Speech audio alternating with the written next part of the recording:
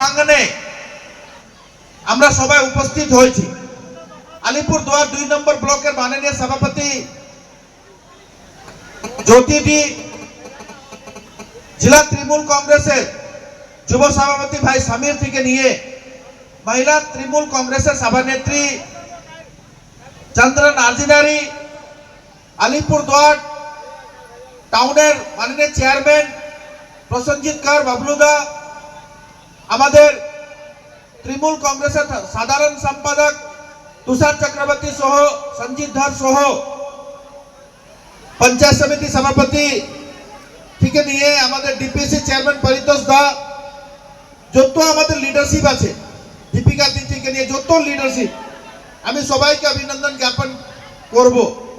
এবং সর্বোপরি আমার মারা, দিদিরা, বোনরা, ভাই এবং দাদারা এবং বাবারা যারা এই প্রোগ্রামে উপস্থিত হয়েছেন, সবাইকে আমার তরফ থেকে শুভ বিজয় রইল। সবার পরিবার যেন ভালো থাকুক। মার কাছে আমি এই প্রার্থনা করব, মা সবার পরিবারকে ভালো রাখবে। এই বিজয় সম্মেলনের পরে অক্টোবর মাসের 2 তারিখ আপনারা সবাই জানেন, নভেম্বর মাসের 2 তারিখ আমরা নতুন প্রোগ্রামে যাব এবং এই প্রোগ্রামে যাওয়াতে ধরে নেন 2026 নির্বাচনের প্রিপারেশনে আমরা থাকব। আলিপুরদুয়ার 2 নম্বর ব্লক 3টা বিধানসভাকে টাচ করে।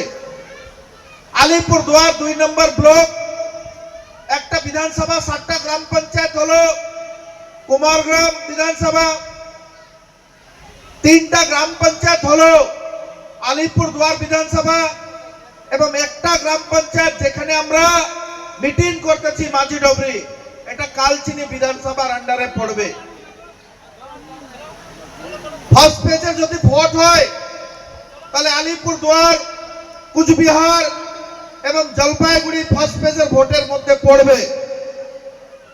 এবং আজকে থেকে যদি ক্যালকুলেট করি, খালি 2 মাস সময় আছে, 2025 খতম হবে এবং জানুয়ারি মাস, ফেব্রুয়ারি মাস সম্ভবত ভোট ডিক্লেয়ার হইতে পারে।